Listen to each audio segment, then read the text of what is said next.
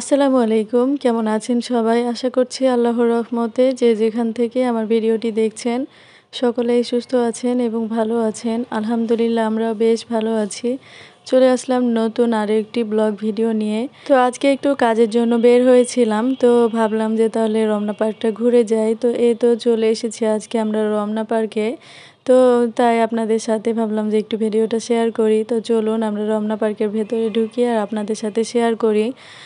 এই রমনা পার্কটা আসলে এমন একটা জায়গা ঢাকার মধ্যে যেখানে ফ্রেশ নিঃশ্বাস নেওয়া যায়, গাছপালা আর পশু পাখির ডাক আসলে একটা অন্যরকম, মানে ঢাকার মধ্যে যে এতটা নিরিবিলি পরিবেশ এটা আসলে ভাবলেই মানে অন্যরকম একটা শান্তি লাগে। রমনা পার্ক ঢাকার আসলে সবচেয়ে পুরাতন পার্কগুলোর মধ্যে একটি। এটি ৬৮ একর জায়গা জুড়ে তৈরি একটা পার্ক।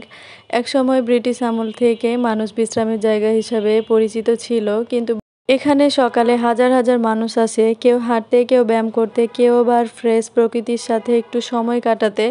আমি অনেস্টলি বলি, ঢাকায় যদি একটু মেন্টাল রিফ্রেশমেন্ট দরকার হয় এই জায়গাটির মতো কিছুই নেই। বেশ কয়েক বছর আগে পার্কে আমি কিন্তু অনেকবার এসেছি, একা একাই অনেকবার এসেছি, কারণ আমাদের আগে বাসা ছিল বেলি রোডে। তো তখন বেলি রোড থেকে কিন্তু এই রমনা পার্কটা খুব একটা দূরে ছিল না। তো আমি তখন বেশি যেতাম সন্ধ্যার পরে। তো তখনকার আবহাওয়াটাও কিন্তু অন্যরকম। আর আজকে এসেছি দুপুরে। তো আজকে আসলে একটু কাজে এসেছিলাম পল্টনের দিকে, কাকরাইলের দিকে। তো ভাবলাম যে তাহলে ছেলেকে নিয়ে একটু যাই, প্রকৃতির মাঝে থেকে ঘুরে আসি, তারও ভালো লাগবে এবং আমাদেরও ভালো লাগবে। বেশ অনেক দিন আর কি আসিনি এই পার্কে। তো এই পার্কের ভেতরে তো গাছপালা আছে, আর এই তো দেখতেই পাচ্ছেন এখানে একটু পানির মতো আছে, লেকের মতো। তো এখানে আর কি এভাবে হাঁটার মতো একটা ব্রিজ করা আছে। তো সেখানে আর কি ছেলেকে নিয়ে একটু হাঁটছিলাম, একটু সময় কাটা। আর যারা রমনা পার্কে এসেছেন তারা তো অবশ্যই জানেন যে সকাল সন্ধ্যা বাদে মানে সকাল সন্ধ্যা আর কি মানুষ আসে হাঁটতে, যারা ডায়াবেটিসের সমস্যা অনেকে হাঁটতে আসে। আর এছাড়া অন্য সময়গুলোতে কিন্তু গার্লফ্রেন্ড বয়ফ্রেন্ডই বেশি থাকে। তো সেরকমই আর কি আজকেও অনেকগুলো এরকম জুটি বেঁধে ছিল আর কি এখানে বসেছিল, সময় কাটাচ্ছিল, অনেকে ছবি তুলছিল, মানে যে যার মতো একটা অবস্থা। আর এখানে কিন্তু অনেকগুলো ফুলের দোকান বসে, মানে অনেকে ফুল বিক্রি করে, যেহেতু এখানে গার্লফ্রেন্ড বয়ফ্রেন্ড আসে ফুল তো বিক্রি হবেই, না কি বলেন আপনারা? তো যাই হোক, এই তো আপনাদের দেখাচ্ছি আর কি এই জায়গাটা, যে এটা আসলে কতটা শান্তিময় একটা জায়গা। একদমই নিরিবিলি পরিবেশ আর একদমই শান্ত।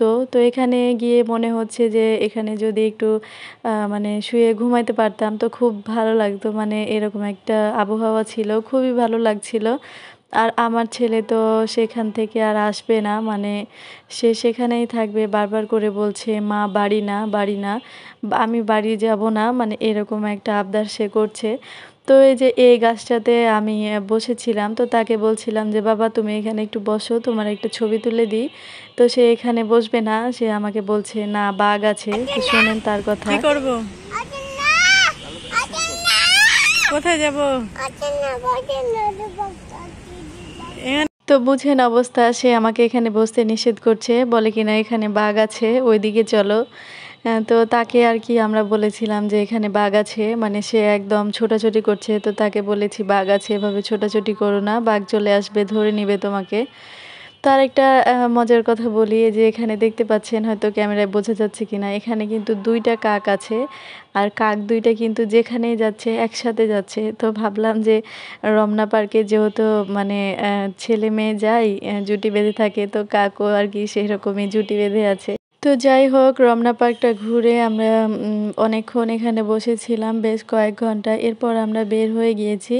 আর এই তো বাইরে দেখছি ডাব বিক্রি করছে, তো ভাবলাম যে তাহলে আমরা একটা ডাব কিনে খাই। তো ডাবটা কিনে অবশেষে চলে গেলাম আমাদের যে দরকারে এসেছিলাম, যে কাজে, তো সেই কাজে গিয়েছিলাম। তো আমরা আসলে গিয়েছিলাম স্ট্যান্ডার্ড চার্টার্ড ব্যাংকে, এটা হচ্ছে কাকরাইলে অবস্থিত। তো সেখানে গিয়েছিলাম কারণ বেশ কয়েকদিন আগে আমার হাজব্যান্ড একটা অ্যাকাউন্টে টাকা ট্রান্সফার করতে গিয়ে আর কি অন্য অ্যাকাউন্টে চলে গিয়েছে। তো সেটা নিয়ে আর কি একটু দুশ্চিন্তায় ছিলাম। তো একটা লিখিত অভিযোগ জানাতে আর কি সেখানে গিয়েছিলাম। তো আমরা কিন্তু হটলাইনেও আর কি কমপ্লেনটা করেছি, তো সেটা নাকি ব্যাংকেও গিয়ে করতে হবে, এই জন্য আর কি গিয়েছিলাম। তো তাই আমরা সহ গিয়েছিলাম, একটু ঘুরে আসাও হলো। আর কিছু কিছু সম্পর্ক থাকে যেগুলো আসলে রক্তের সম্পর্কের চেয়ে কাছের হয়ে যায়, আপন হয়ে যায়। তো আমি ভিডিও শুরুতেই বলেছি যে আমরা আগে বেলি রোডে থাকতাম। তো সেখানেই যাদের সাথে থাকতাম তাদের সাথে বেশ ভালো সম্পর্ক। তো আমার হাসব্যান্ডের ট্রান্সফার হয়ে গিয়েছে, এজন্য আমরা আর কি সেখান থেকে চলে এসেছি। কিন্তু এখনও তাদের সাথে আমাদের সম্পর্ক যথেষ্ট ভালো আছে।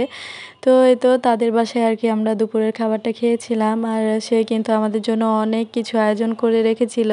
তো সেটা আপনাদের সাথে শেয়ার করলাম। আর এরপর তো বাসায় চলে এসেছিলাম। আর এটা হচ্ছে রাত্রের একটা ভিডিও। তো আমি কিন্তু এই যে চিকেন রান্না করেছিলাম। তো এটা তো আপনাদের সাথে শেয়ার করেছি। যারা আমার আগের ভিডিওটি দেখেছেন তারা তো অবশ্যই জানেন। তো এই তো আমি কিন্তু তেমন একটা রান্নাবান্না করিনি। মানে বাইরে থেকে এসে তেমন একটা ইচ্ছা করছিল না। তো এইজন্য আমার হাসব্যান্ড নান কিনে নিয়ে এসেছে। আর আমি বাসায় এই মাংসটা বানিয়েছি। তো আমি প্রায়ই এটা করি যখন হাতে সময় থাকে না বা অন্য কিছু রান্না করতে ইচ্ছে করে না। তো তখন ঝটপট এই মাংসটা রান্না করি। রান্না করাও খুবই সহজ একটা প্রসেস। তো খুব সহজে আর কি রান্না হয়ে যায়। আর এই তো কোক নিয়ে এসেছিল। তো এগুলো দিয়ে আমরা রাত্রে খেয়েছিলাম। তো ভিডিওর এ পর্যন্ত যারা আমার সাথে আছেন প্লিজ ভিডিওতে একটা লাইক দিয়ে দিবেন আর ফুল ভিডিওটি কন্টিনিউ করবেন। আর আজকের ভিডিওটি আপনাদের কাছে কেমন লাগলো অবশ্যই কিন্তু কমেন্টে জানাবেন। তো সবাই ভালো থাকবেন, সুস্থ থাকবেন। আল্লাহ হাফেজ।